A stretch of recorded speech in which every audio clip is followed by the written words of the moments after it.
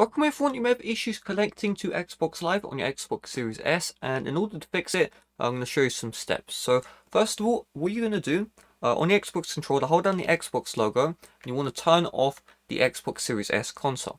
Now once it's turned off, you're going to unplug it from power, so unplug the power cord, unplug it for 30 seconds, then plug it back in, then turn back on the Xbox Series S, and then try again connecting to Xbox Live. If that works, you're good to go. If that does not work, then we're going to follow some other troubleshooting. So you're going to click on the Xbox logo here, then you're going to click on RB until you're brought to the profile and system, and you're going to sign out of your account.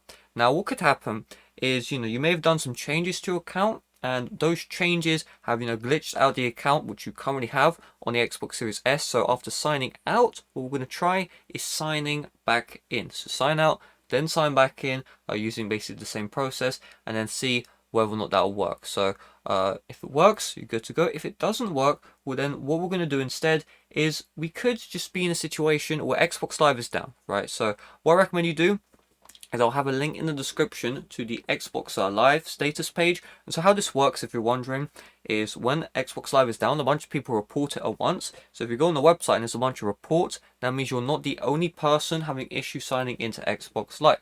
If you are, the only person having issues signing into Xbox Live, then there could be problems like your network connection is bad. So what you probably want to do, try Ethernet. Also, go to settings, and in general, network settings. And another thing I want you to try is using personal hotspots. So on your phone, set up hotspot, connect to hotspot by clicking on setup wireless network, and then you should see your hotspot, connect to that, and then try again connecting to network Xbox Live. If that works, well then that means there is an issue with your Wi-Fi network.